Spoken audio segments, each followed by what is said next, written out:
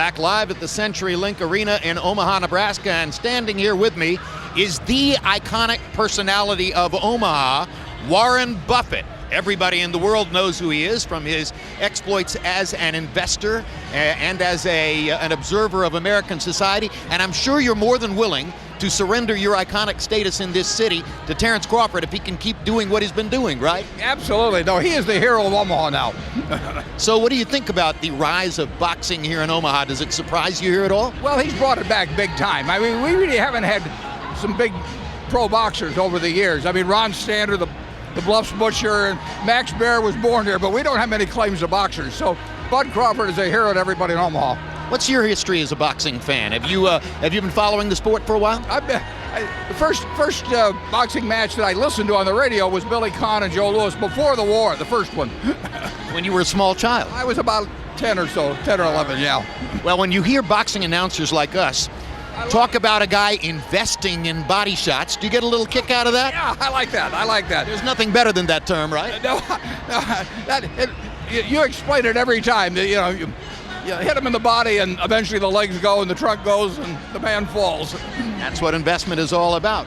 Well, Warren, every time we come here, and this, of course, is the second time this year, our crew and members of the production group always ask, where should we go to eat? And every time we get a restaurant recommendation, they tell us, this is Warren Buffett's favorite restaurant. So far, I have a list of about a half dozen that are your favorite restaurant. You have cut on all of those when you go. I'm sure you do. How many favorite restaurants do you have? Well, I have two favorite restaurants in Omaha, Garot's and Piccolo's. What an advertisement for those two places, huh? Yeah. Good steaks, terrific steaks, and nice people, too. When you come here to Omaha, be sure to go to Garot's. Garot's and Piccolo's. You'll find Warren Buffett there because those are his favorite restaurants. Thanks so much, Warren Buffett.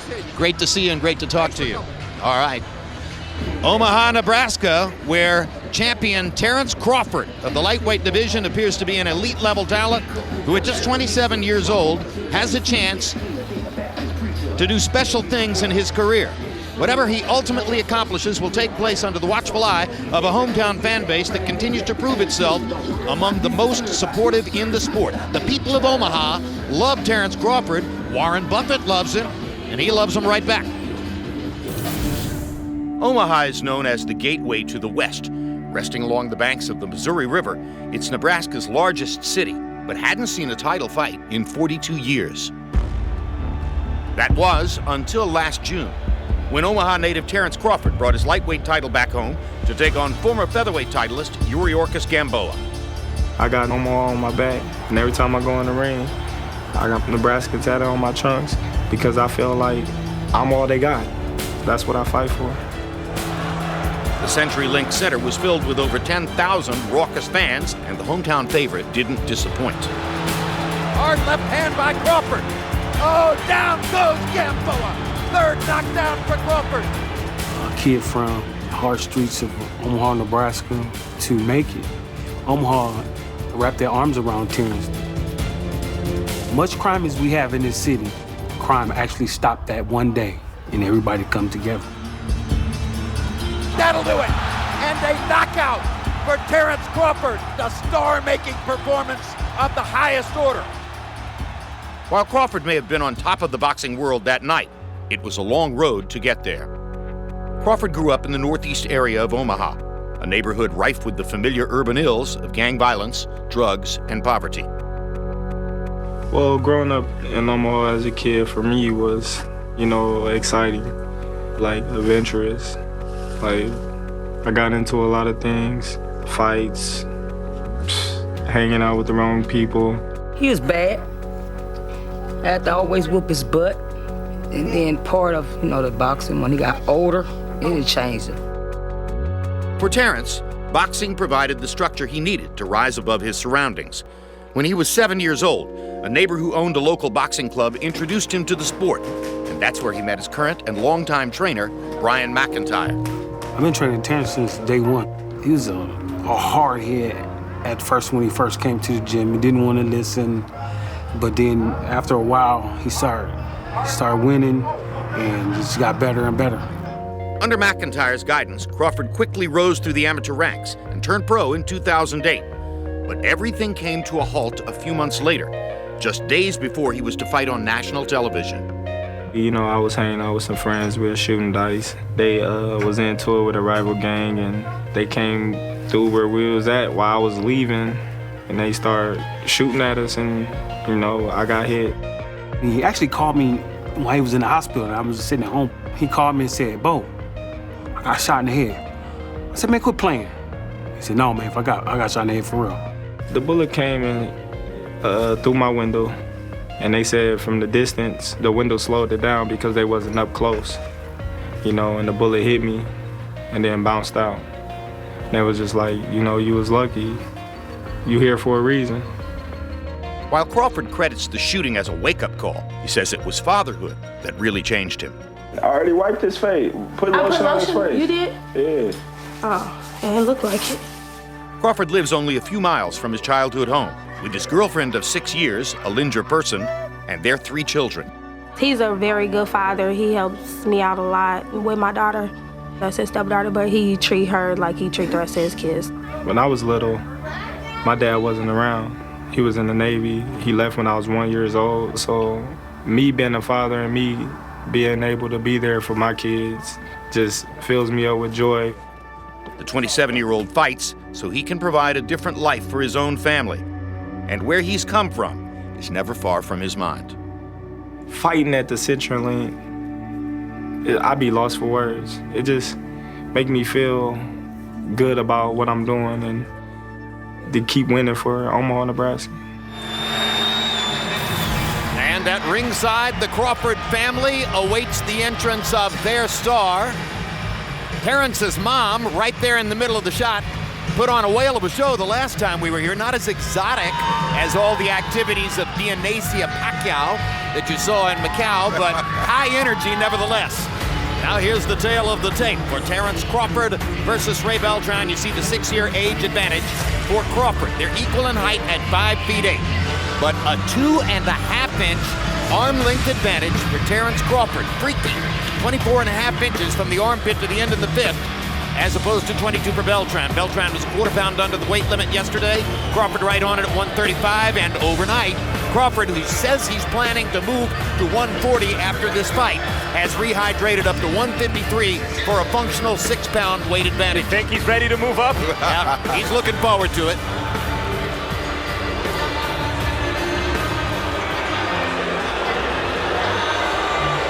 There's Ray Beltran, tough veteran who has gotten no particular luck to this point in his career. Most particularly, he went to Scotland and fought Ricky Burns before Terence Crawford got the opportunity to do that, and in the eyes of almost every qualified ring critic, he legitimately lifted Burns' belt from Burns before Crawford did. So Ray Beltran is within his rights emotionally, internally, to think that he's fighting tonight for a belt that really ought to be his. Know why so few champions in boxing history have a ton of title defenses? Because it's just their luck to run into a guy like this, a good fighter, a guy who hasn't had all the breaks, who's had to learn through experience, a good fighter who chooses to be great on the right night, and that's what Beltran's hoping to do tonight. Here's what happened in Scotland when he fought Ricky Burns. Oh yeah, sure, it was a draw. He broke Burns' jaw early in the fight. He knocked him down later in the fight. In the eyes of some people who watched this, he won almost every round. And because of highly questionable scoring, or if you want to call it bogus scoring, that's perfectly okay with us. He wound up with a draw. Burns got to keep the belt, and in his next outing, Burns lost that belt to Terence Crawford. Among the ring critics who say that Beltran was jobbed, Terence Crawford watched this fight, and he said, I hurt for him. I know that he beat Burns before I did. Burns' promoter thought that Beltran probably won the fight. And there with the N for Nebraska on his cap is Terence Bud Crawford.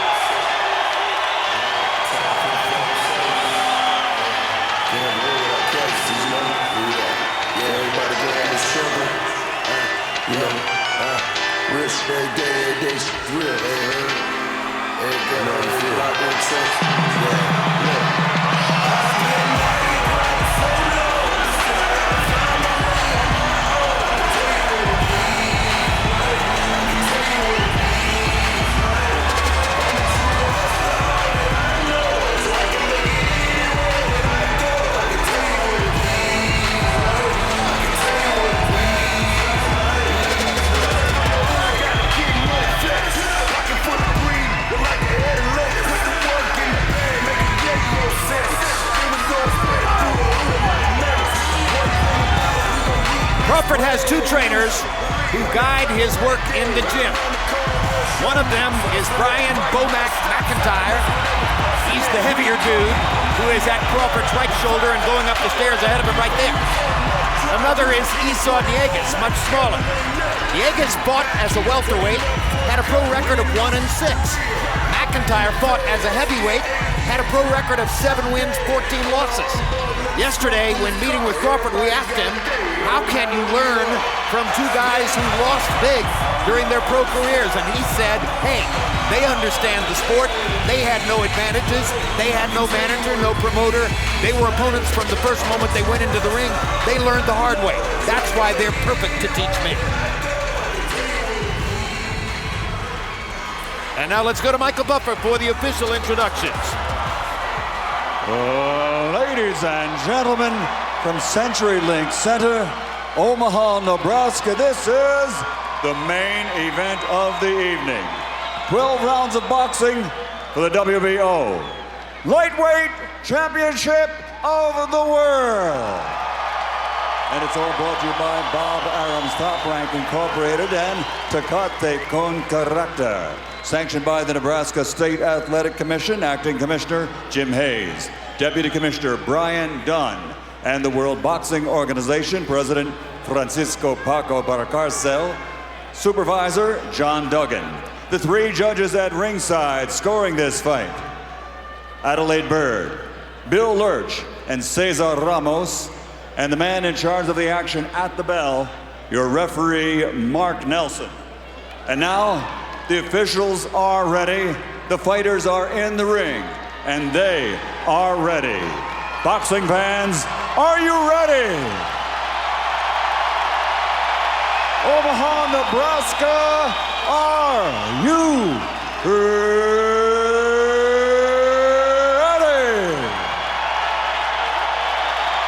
For the thousands in attendance and the millions watching around the world, ladies and gentlemen, let's get ready to rumble!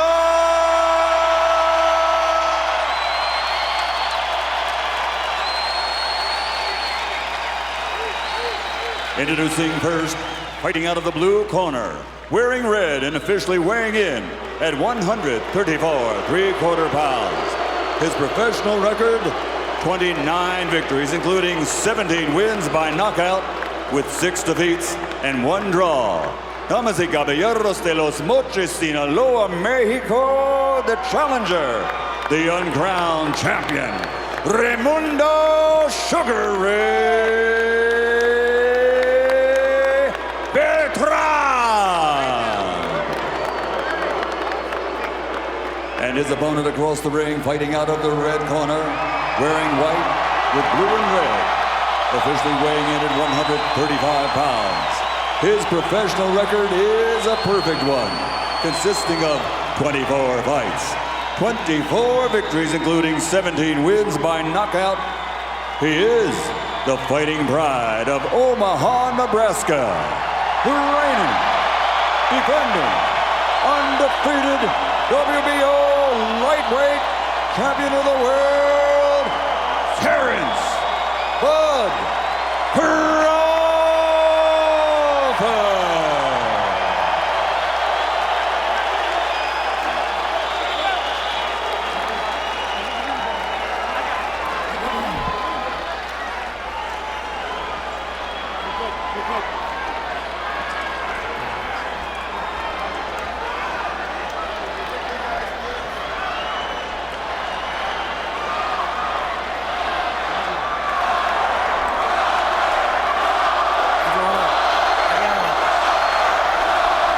Gentlemen, you've already received my instructions in the dressing room for the WBO lightweight title.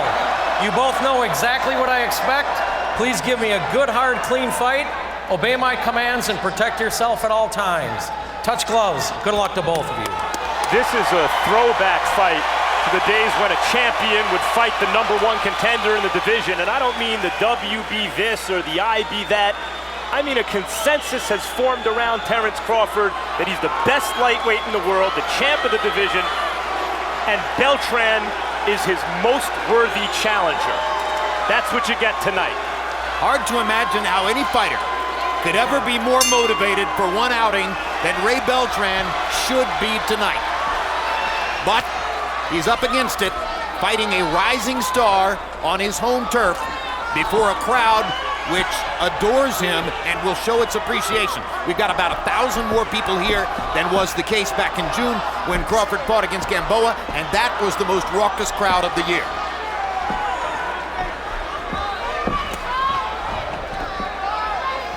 Opening left hook to the body by Beltran.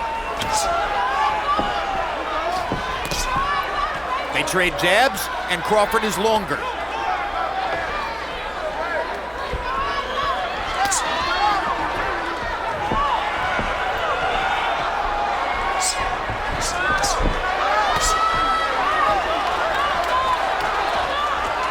Beltran, as we know, not afraid to fight at no distance. However, we do suspect that he would want to stay at this distance all night.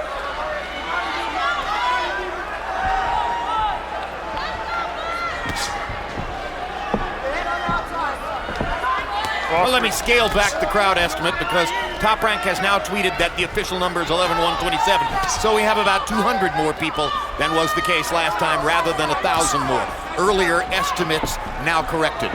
Go ahead.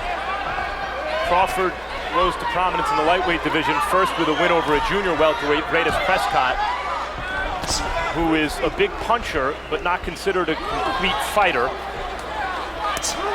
And then with impressive wins against Ricky Burns, who may not have been the same after the beating he took at Beltran's hands, and Yuriorkis Gamboa, who's fantastic, but a smaller guy. Beltran represents his stiffest test, all things considered, at lightweight. Seems to be peaking, big, strong guy, can box, can punch, has fought and earned his way here.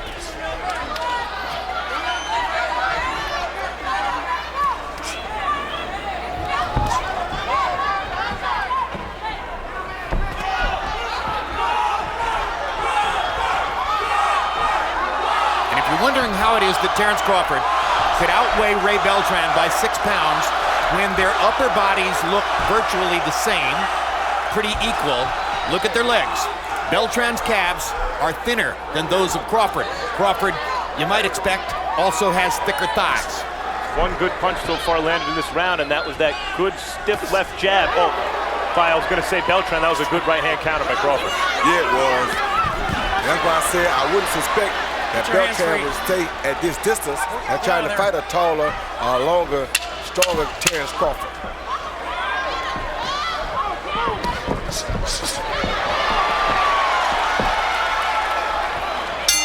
Feeling out-round in round number 1 for both Beltran and Crawford.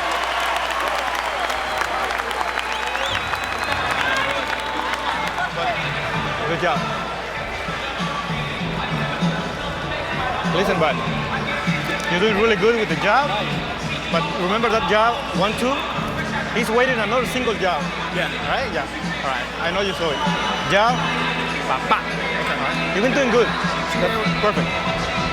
You're chasing him down perfectly, man. You got to load the scourge there, but let him throw as many punches.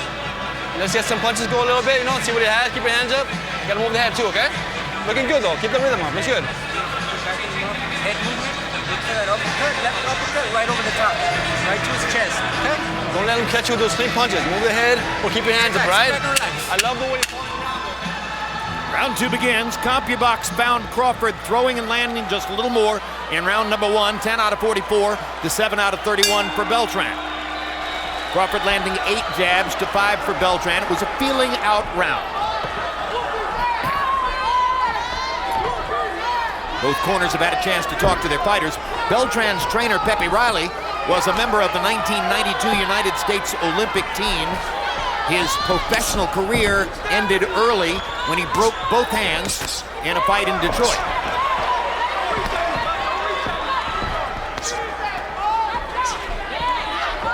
Now we see Crawford using that jab a little more. And now he switches southpaw for the first time.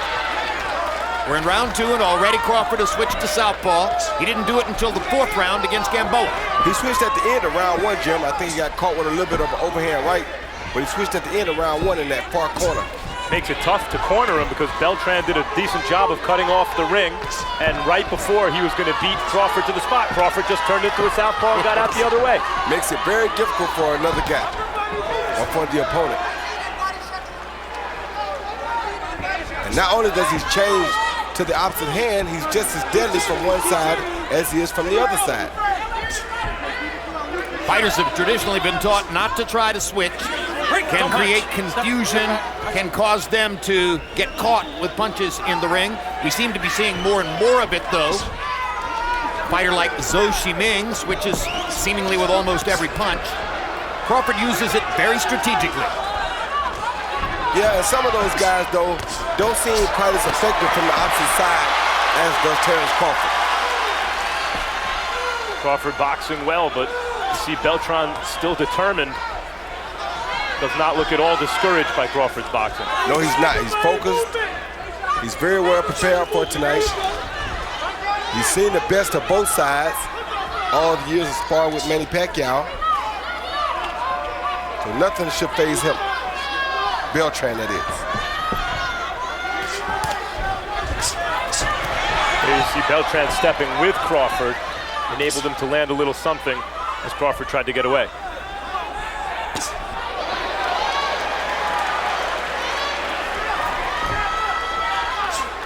Crawford has a long jab when he stands conventionally. His jab somehow seems even longer from the southpaw stance. I told you, he's an amazing fighter in the fact that he can switch either way and is just as effective both ways. Countering Beltran accurately, finding the space here in round number 2 to land his jab. And some counter shots. Don't punch, don't punch. What Beltran just did is what he's going to have to do to have success. When Crawford steps away, step with him and throw a punch. He's not the boxer Crawford is. He's going to have to step into some exchanges and be willing to take a shot or two to land his own.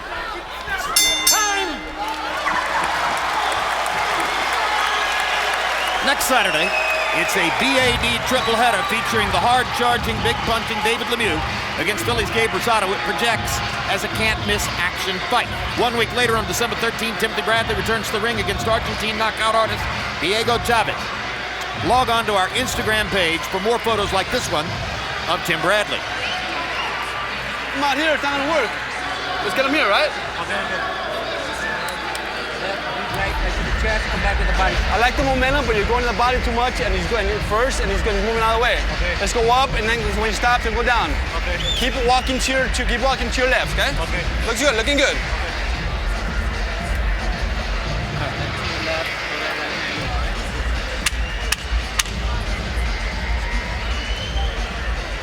CompuBox numbers in round 2.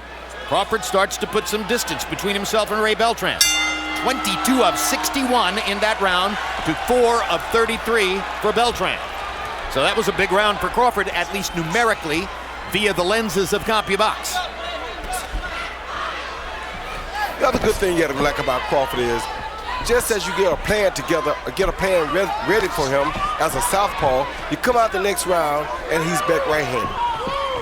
Yeah, off of what he did against Bradis Prescott, against Ricky Burns, and particularly against Yuriorkis Gamboa, you're tempted to say he's even better as a southpaw than as a conventional fighter. But the key to the whole enterprise is that he can do both, and with pretty much equal effectiveness. And that's what the truth is to me. Crawford's a really tough guy, a mean little guy in there, and he has a real good boxing brain. He can make adjustments as the fight goes on. Don't punch, I got you. Crawford momentarily trapped in a corner. Now steps out. Beltran gets in a jab. You can see Beltran quite accustomed to standing against a southpaw stance after years as Manny Pacquiao's primary sparring partner. Crawford is obviously winning the rounds, but Beltran is able to land cleanly here and there, and Beltran can crack. Yeah, but as Crawford showed against Gamboa, he's got a pretty good beard. The thing you like about what Beltran is doing, though, for a short guy, you see his experience showing up because he has a lot of head movement, has a lot of good head movement, and he's avoiding a lot of good head shots. fighting at this distance, which is a long man's distance, not a short man's distance.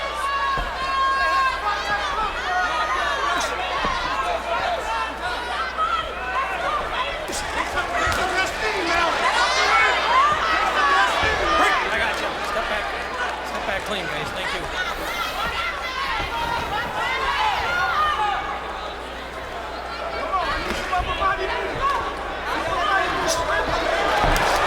Hard right hand by Beltran. Best shot of the fight for Beltran, and he did exactly what Max talked about, stepping with Crawford and firing on the fly. And he just got hurt by a hard right hook by Crawford right after that. And Crawford coming back. That's what makes Crawford's one of the things that makes him so tough. His fighting spirit. He's a tough guy. People have a tendency to look at boxers and think of the other guy as the tough guy. After all, why are they boxing? Why are they careful? But Crawford is a tough guy. Landed a straight left hand. Started to fire to the body with the right. Beltran tied him up. Beltran had a big moment in this round, but Crawford answered it.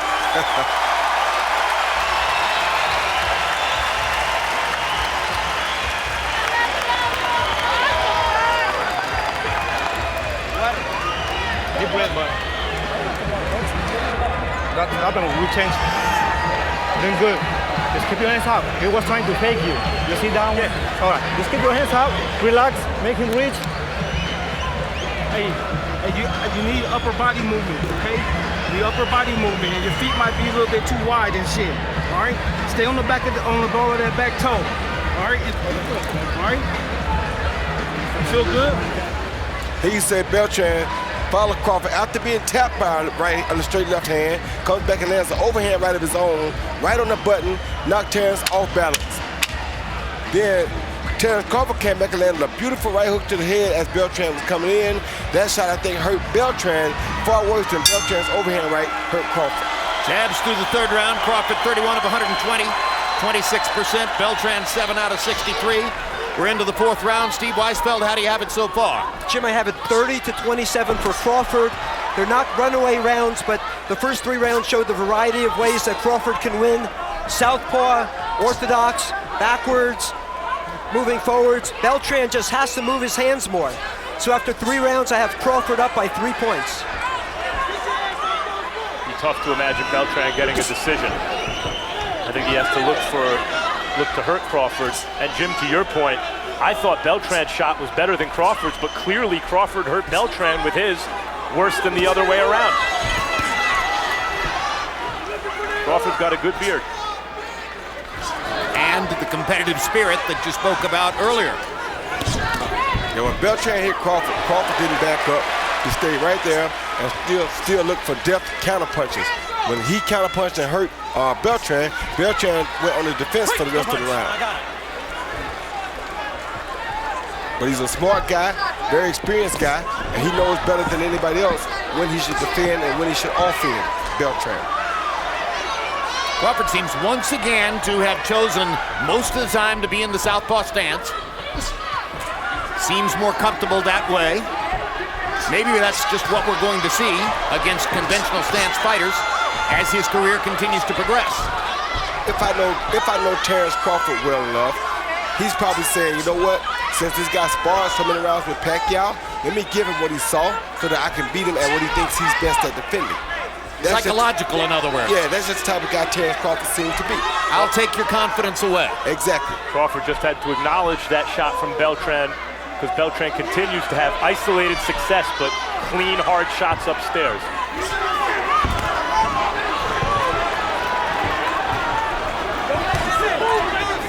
Beltran's left eye showing a little redness and a little bit of swelling under it.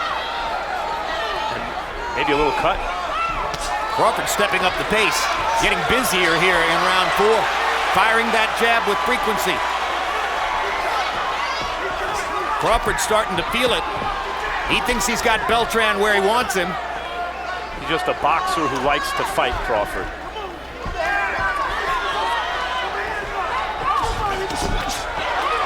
Catching Beltran coming in, then firing the jab from long range.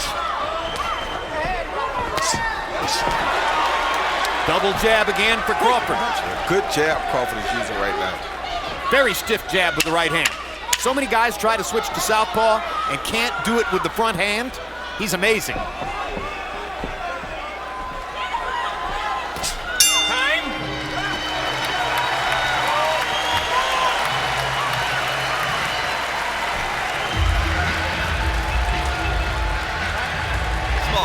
How we doing? Let me see, look up, look up. It's not bad. Ray, gotta let your hands go, baby. Gotta let your hands go. Okay? Body, head, uppercuts, hooks. You got me? Ray, Come on now. listen, the key to this is keeping your hands up and getting close to them. The hands are low, you can't give me a longer distance. You're falling short every time you throw punches, right? If you get me the hands up and you close the distance up, you can understand the punches. You can throw 1-2s and you're gonna be closer for you, okay? Okay. Put the hands up and get me some punches. Okay. Yeah. No head, buddy. You can hurt this guy, man, you know? Don't let him take control. You can hurt him. You got to keep his feet moving. He was a little bit set too much that round, okay? So Warren Buffett in the cheap seats, way up in the nosebleed section. Man of the people, Get the big water, grin guys. on his Get the face. water. Love that. CompuBox numbers in that fourth round. Crawford was 22 of 51, Beltran 8 out of 32. Terence Crawford's piling up the points in Omaha. And did a good job of piling him up with that right jab last round. That was a very effective weapon for him, and he used it really good. Now you heard Ray Beltran, or in Ray Beltran's corner, Chief Second Ernie Zavala and the trainer Pepe Riley, both asking him to put his hands up, close the distance, and try to land hard shots. I got to say, this crowd is not nearly as electric as last time, 5 months ago, and I think that's might be because Yuriorkis Gamboa is such an electric fighter. Exactly. And Beltran is steady Eddie. You know, he just keeps coming, keeps plotting. And the crowd is kind of reacting with that same kind of energy.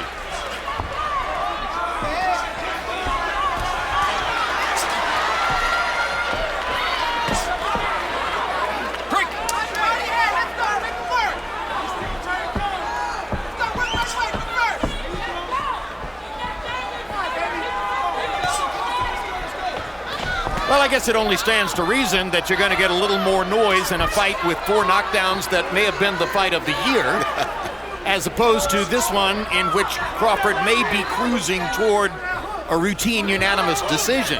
He is cruising, but he's got to be careful because, as I said, Beltran has showed the ability to hit him on the button, and you know, one of those big right hands lands right on the button, and I don't care how good your chin is, you got to go. Yeah, Beltran just landed a pretty good hook to the head of Crawford.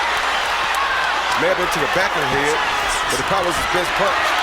That was the most spirited rally in a while for Ray Beltran, and Crawford is going to try to blunt it right now. And Crawford was rocked by Gamboa right before he himself scored the knockout.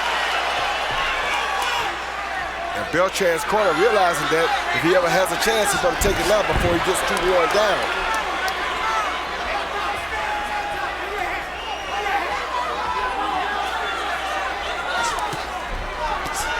Good body shot by Crawford. Your hands free. Digging hard to the body with the left hand. Beltran hasn't gotten close enough to do any real good body work on Crawford these past few rounds. That was a good body shot by Beltran there, but that that right jab makes it so hard for him. Beltran can fight, Crawford can just fight better. Beltran needs to figure out a way to get home a shot that can change the nature of the fight.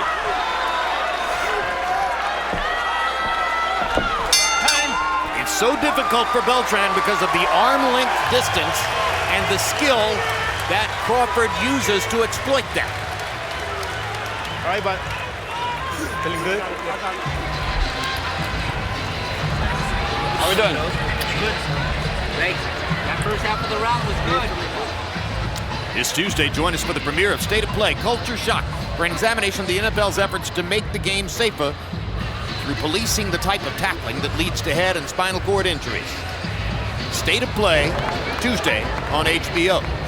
There's Peter Berg, longtime good friend and supporter of Ray Beltran, here to cheer for his guy. 1-2, did we get him? Did we come Beltran has done a lot of training in the same gym where Peter Berg works out in Los Angeles.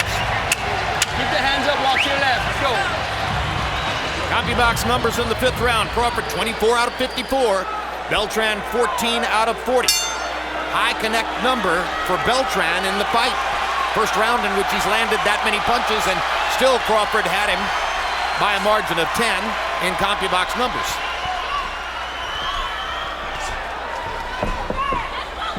I think he was able to land those punches, Jim, because he closed the distance for a little while that last round. He put a little bit more pressure on Crawford, but as you see, Crawford was able to bounce back and answer that. So it made it difficult again for him at the end of the round because Crawford landed a great 3 or 4 punch combination in the middle of his attack. Yeah, for the first half of the round, Beltran did exactly what his corner had told him to do. Put his hands up and closed the distance and got closer with a chance to land some power shots. By the end of the round, Crawford was backing him off again. Crawford really boxing beautifully now. Good foot stance, good hand speed, good power in both hands. Very difficult task for anybody to deal with.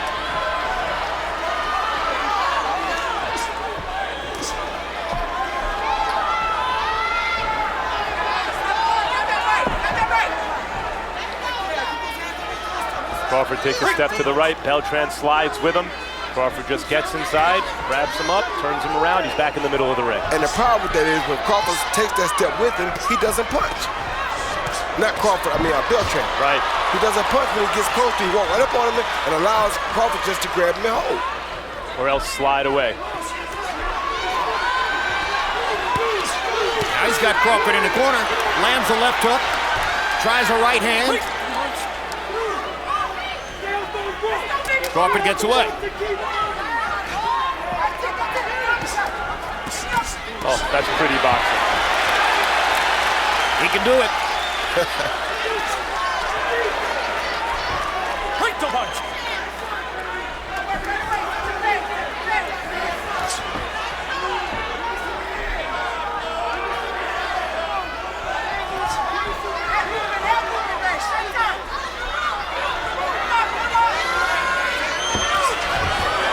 Straight left hand by Crawford. Don't punch. I got it. Beltran, as Roy said, does all that good work to corner Crawford and doesn't move his hands.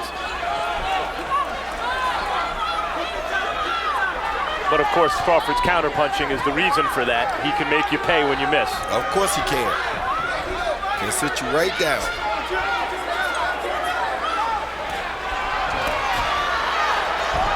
Right hand by Beltran, and he got inside. Wasn't there long enough to do real damage.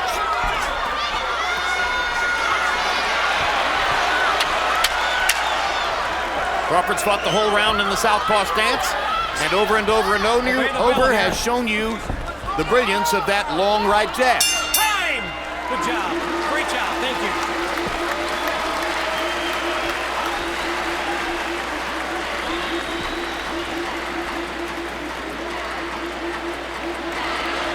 Here's the water. Here's the bucket. There's one over there. How you doing? Looking good, man. You're starting to come on.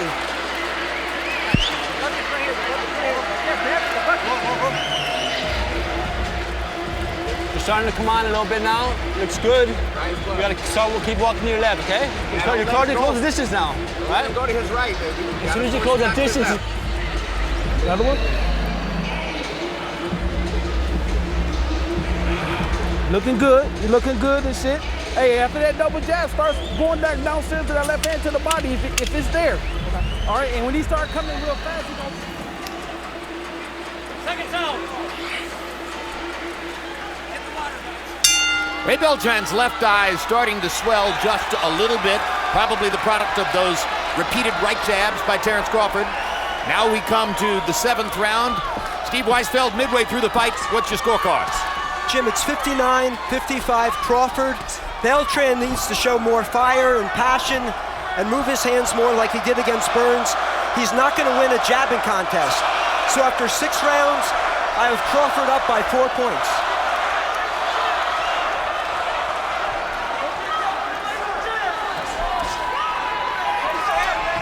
The problem Beltran could be facing here is that while he has shown the ability to hit Crawford with a clean shot, and Beltran can punch, Crawford, like most good defensive fighters, is very hard to hit with more than one punch at a time.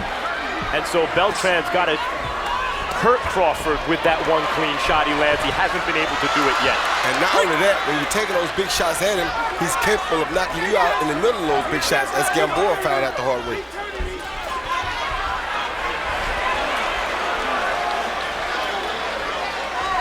Footwork there as Crawford whirled away from the ropes to leave Beltran there hanging. As good as Beltran is, as hard as he's worked, as much respect as he's gained to become the #1 contender in the lightweight division, there's no X factor. There's no special attribute or one weapon that in some way sets him apart. No, that's right. That makes it very difficult against a guy with the multiplicity of talents that Terence Crawford brings to the ring. He's a hard contender, a good fighter, and as I said earlier, he needs to be great on a night like this to beat a guy like Crawford. Beltran landed a hard right hand. Crawford came back with a shot to the belly. And 3 big jabs, and Beltran lands another right hand. Beltran seems to have finally discovered that the straight right hand will work against the southpaw stance. Well, not only that it'll work, but he got to continue to attack. He can't just walk there and not throw punches.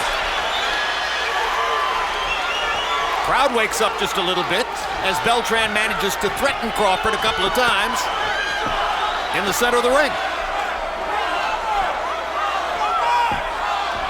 It's hard for a methodical fighter to become a fiery fighter suddenly when he needs to be. And you can see Beltran trying to do that in spots, but then reverting to what he normally does. You think any of that has to do with all those years of sparring? It's a good question. But I think he overcame any kind of sparring partner mentality with that performance against Ricky Burns in Scotland. Just don't think it's his nature to be a fiery kind of fighter. Beltran went about 30 seconds without throwing a punch. He cannot afford to do that. Not at all.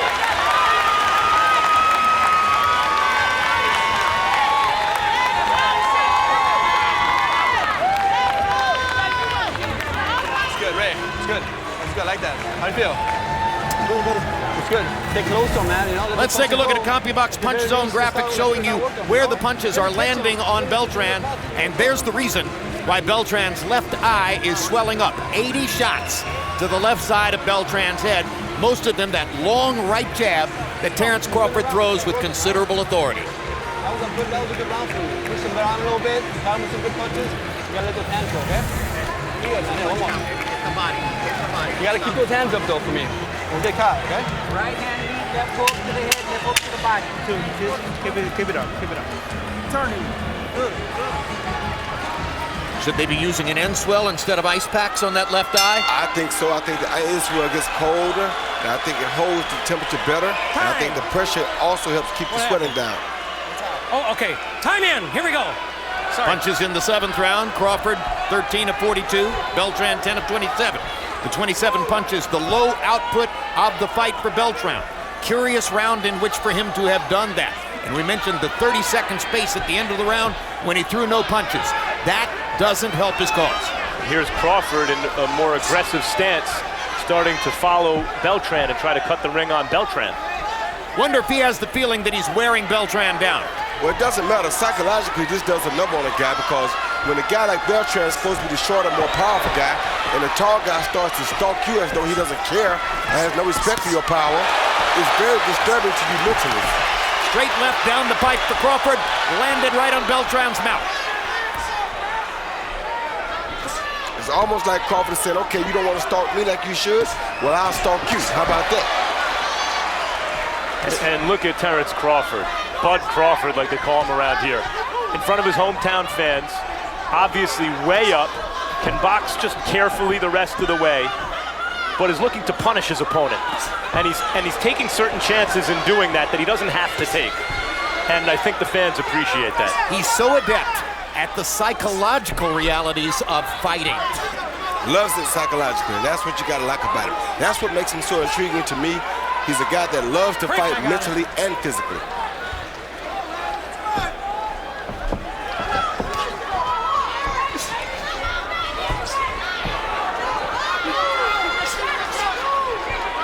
And a more confident person you'll seldom meet.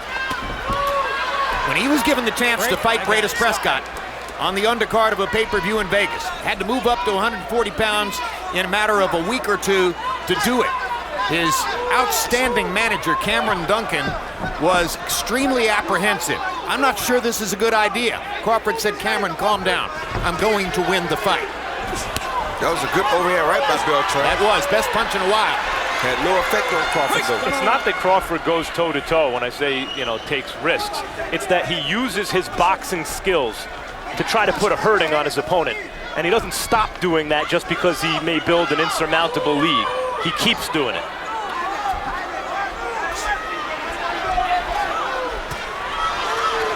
Another good hook by Beltran. High on the head of Crawford. I got you. That's okay.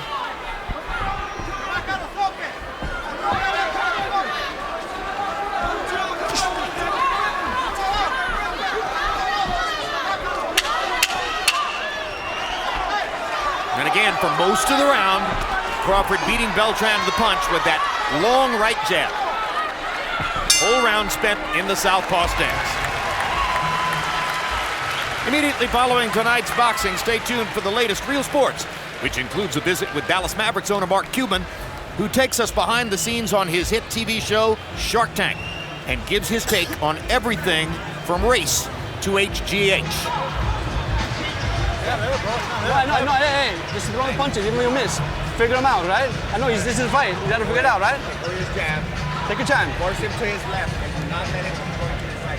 Cut it off and force him, flush him back there. I know he's tricky. This is what it's all about, man. Let's figure it out, right? Go to throw a punch in the chest, just let him go. I just feel like you're following him around and you're making him work, but you're not getting the punches going, right? Just let him go. Here we go. Good night, baby. One big. Here we go. Good round.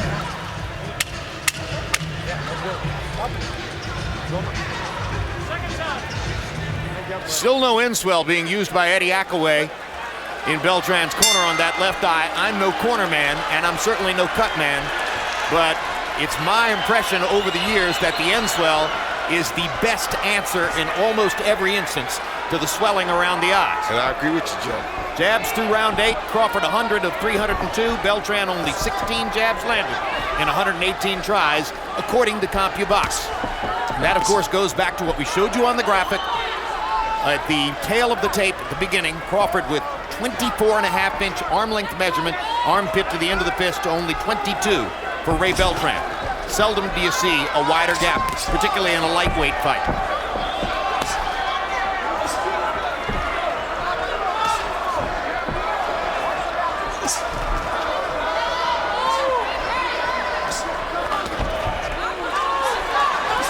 Now Beltran forcing a little faster pace.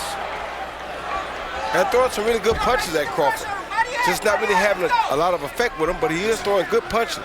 Yeah, you get the feeling that Beltran beats most lightweights in the world tonight, but that Crawford isn't one of them, unless he lands something really big that can turn the fight around. And don't think Beltran can't do that. Just Crawford is not going to give him the opportunity, I don't think. Hands free, guys.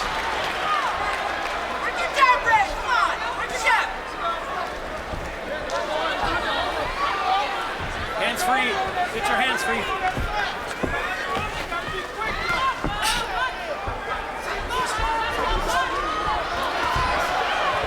Break. I got you.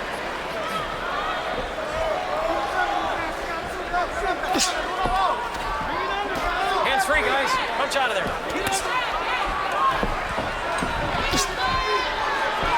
And the question is now, Crawford keeps doing this. Hard left hand by Beltran. Landed it again. And Crawford once again shows you that outstanding chin. Get out of there, guys. Yeah, Beltran's had success in spots here. But if Crawford keeps doing this, is he the fighter of the year? Well, he's certainly a candidate for it coming into the fight. And there have been some other guys who had big years, notably Sergey Kovalev. But this would be Crawford's third win of the year if he can collect it, and all have been significant. And he answers back Beltran's hard left hook with a couple of hard shots of his own. Beltran is making him clinch much more in this round. Whereas in previous rounds when Beltran would apply pressure, Crawford would just increase his own punch output turn him and punish him. Here, he's forcing Crawford to clinch a bunch. Well, Beltran seems to be getting closer to the conclusion that he's behind on the scorecards, that his only chance to win the fight would be to do something big and dramatic, and he's letting some of his caution go in favor of going forward and trying to throw hard shots.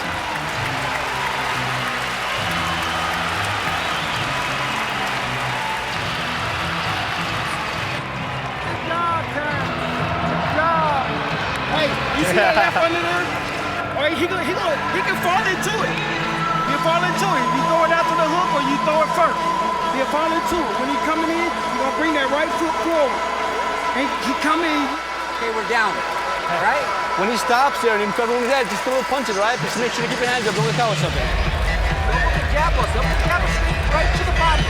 Right to the body. Let your hands go before he ties you up. He see Beltran on the attack, following turn southpaw, and throws an overhand left at Crawford, something undoubtedly that he learned from all the rounds with a guy like Manny Pacquiao, because most right-handers are afraid to make that move. It's a very good move, very smart move, where he turns southpaw and counters the southpaw with an overhand left, something that southpaw is not used to seeing. The eye continues to swell. Tiny trickle of blood out of the left nostril of Beltran. Last round was one of his better rounds so far because he's putting forth a little bit more of a reckless effort. Steve Weisfeld, how do you have it through 9? Jim, I have it 88-83 Crawford. Are some rounds close? Yes. Is Beltran doing good work? Yes. I thought he won the last round. But Crawford's right jab appears to be the ace in the hole that allows him to win the majority of the rounds. So after 9 rounds, I have Crawford up by 5 points. I see Steve giving those 2 rounds to Beltran. I could see that.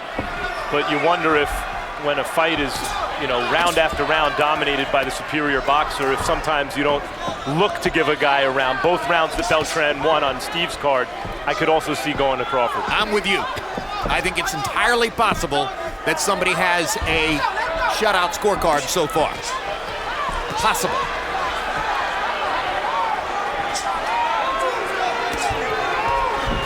Because stuff like that Crawford just did becomes invisible to you because your eye becomes so accustomed to seeing it. And then when Beltran has momentary success, it registers differently because you don't see it as much. Terence is boxing so beautifully with that right jab. Beltran is trying everything. He's pulling out all of his tricks. Just nothing has been totally successful for him yet. Nothing will make his arms longer. No, it won't. It won't.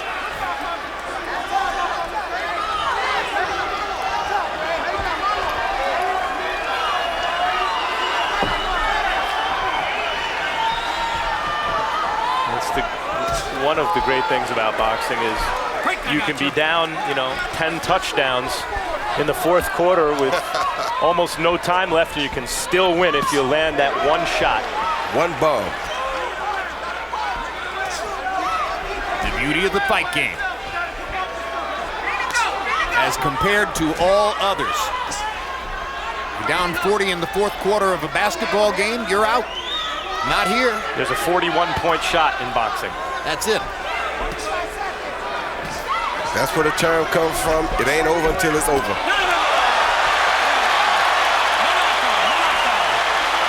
Mark Nelson's a pretty good referee. Calls that a slip rather than a knockdown. CompuBox numbers at the bottom of the screen show you that Terence Crawford has landed more than twice as many punches as Ray Beltran in the fight. Been particularly dominant out of this southpaw stance.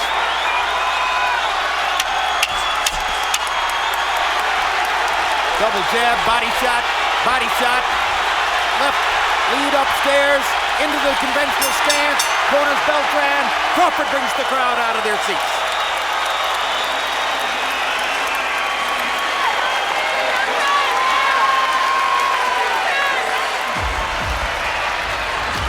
Good job, Terence.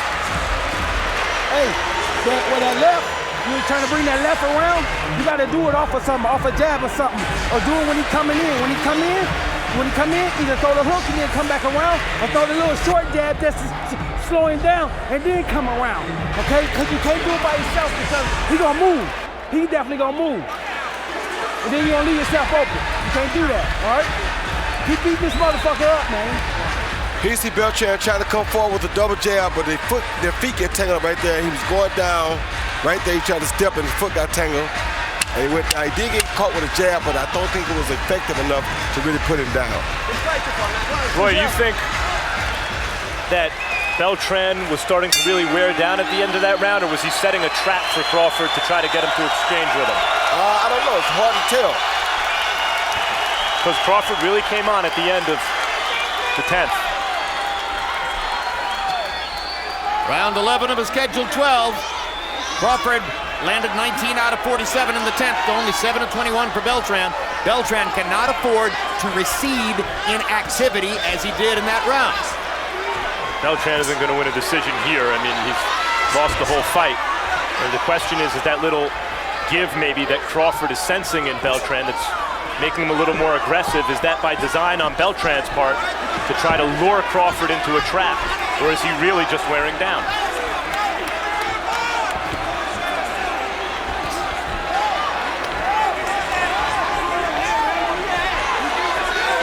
I just can't understand why Beltran would spend so much time at this distance. I mean, he's getting hit anyway. Why not get close to where at least you can hit back? At this distance, he can't even make contact back with Crawford because he's too far away. I think Crawford hits just hard enough that the price you have to pay to step with him and hit him in an exchange makes it just not worth it.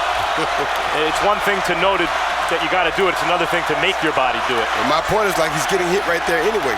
So if you're going to get hit anyway, why not make the step?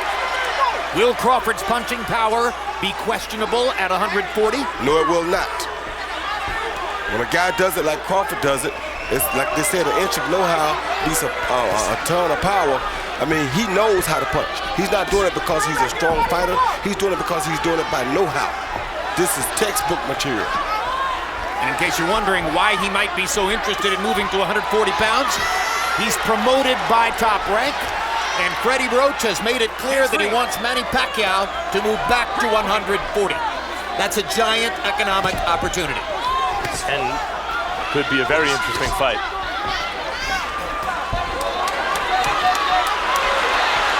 Another good rally for Beltran. He stops. He's right there. He's not throwing enough punches right there. That's where he wants to be at, but he's not throwing but 1-2 punches. And Crawford, as always, fights back after he's touched. That's another thing about Terence. Such a fighter. Yeah, he won't let you take the play away from him. Never.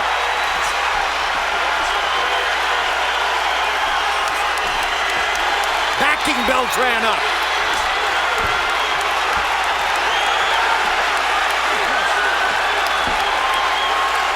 That's what I mean when I say you're willing to fight mentally and physically. 10 seconds. Hammering Beltran in the corner. And for the second round in a row, Crawford brings the crowd out of their seats. They love him in Omaha.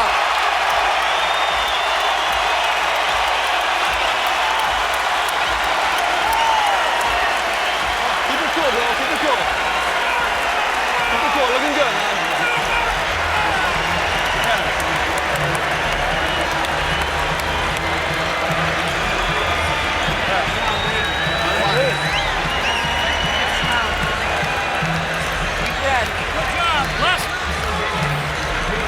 Now go 50-50. 50 to the body, 50 to head.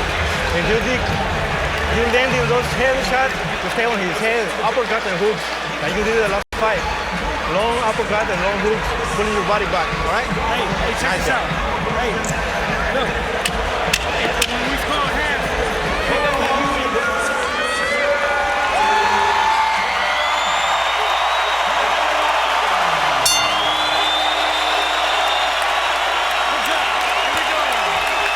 Crawford with a 28-3 advantage and landed punches in the 11th round. He's a rising tide as the end of the fight nears. Crowd on its feet in Omaha, cheering their man. Max Kellerman brought it up a couple rounds ago. You may well be looking at the fighter of the year. Particularly if he can end this fight emphatically.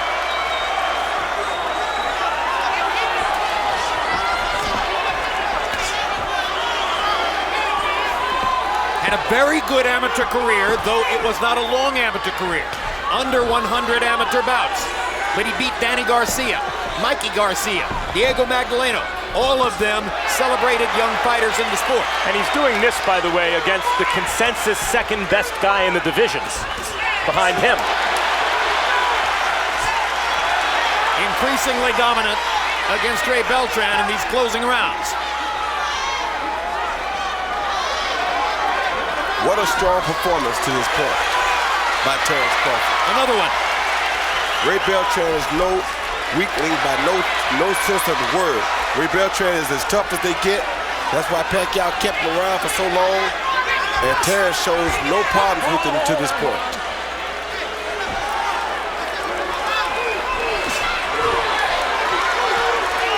Now Ray Beltran is a true professional. Always ready. Came tonight to probably beat any other lightweight in the world except Terence Crawford. And you see Crawford trying to close the show here, trying to give these fans something to get excited about and remember.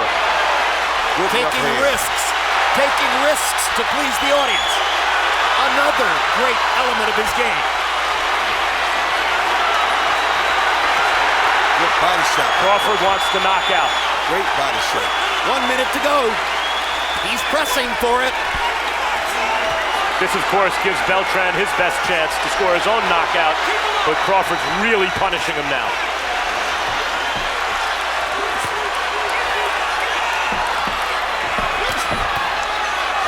Good hard left hook by Beltran. That may end the knockout possibility. Although Crawford, of course, always fights back when touched like that.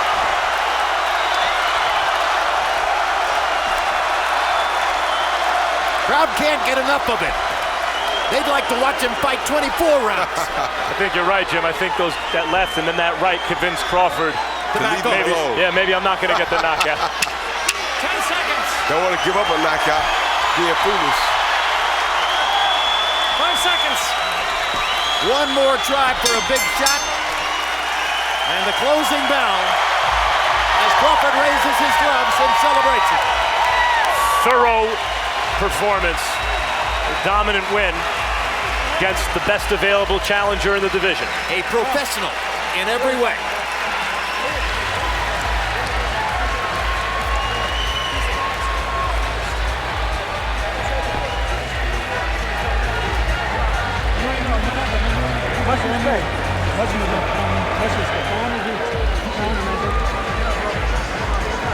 Mutual respect from both corners. Steve Weisfeld, give us your final scorecard and then tell us who are the official judges. Jim, my final scorecard is 118-110 Crawford. Dominating performance, lefty, righty, backwards, forwards, number and effectiveness, head and body. I have Crawford up by 8 points. The judges, we have over 100 years of combined judging experience for this fight. Adelaide Bird has been judging for 33 years. She's done a fine job in many big fights. She and I had Trout beating Cotto at Madison Square Garden. That decision showed she not only had the right winner, but is also immune to a large partisan crowd.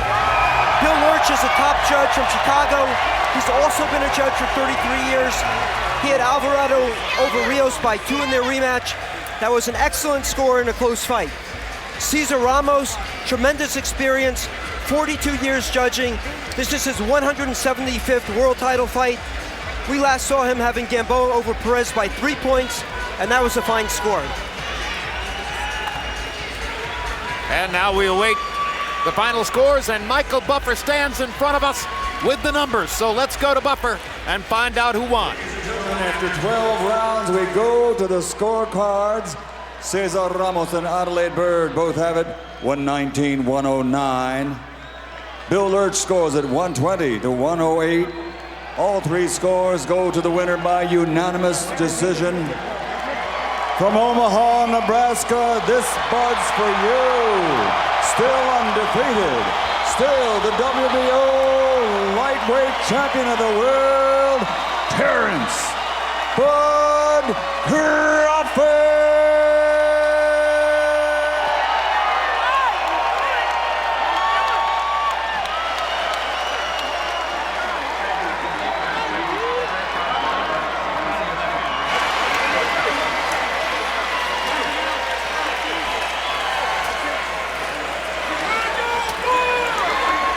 Crawford celebrating with his son in his arms. And we'll take a look at the CombiBox numbers. Overwhelmingly in Terence Crawford's favor as he lands 147 more punches.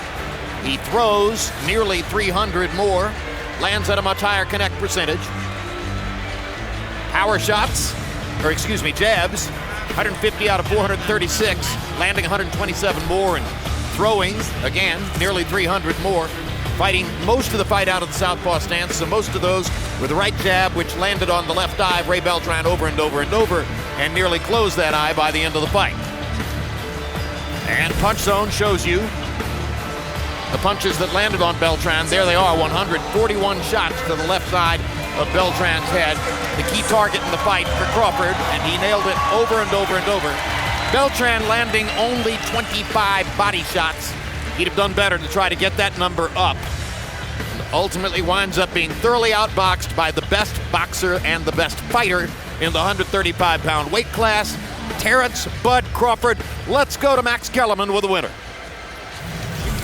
Terence, you're sending these 11,000 plus fans home happy again. What do you have to say to your hometown fans? Well, first and foremost, I'd like to thank God who blessed me with this victory. Without him, it wouldn't be possible. I'd like to thank my team. Had a great camp. You know, and to get back to your question, I'm just blessed. I'm just happy. Think your daddy's a pretty good fighter?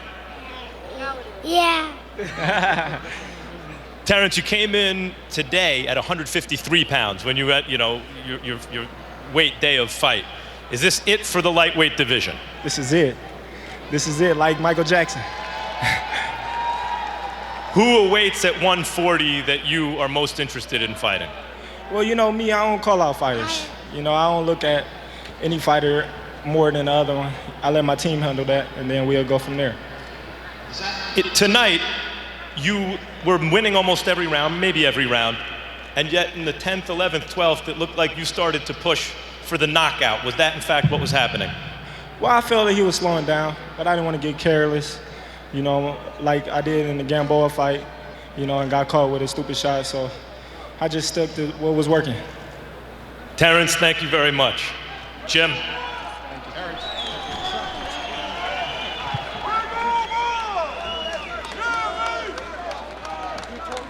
So our second trip of 2014 to Omaha, Nebraska produces pretty much the same result. No knockout this time, but another dominant and skillful performance by Terence Crawford. Terence Crawford, you heard just telling Max Kellerman that this was it for the lightweight division, where he proved himself the number 135-pound fighter in the world.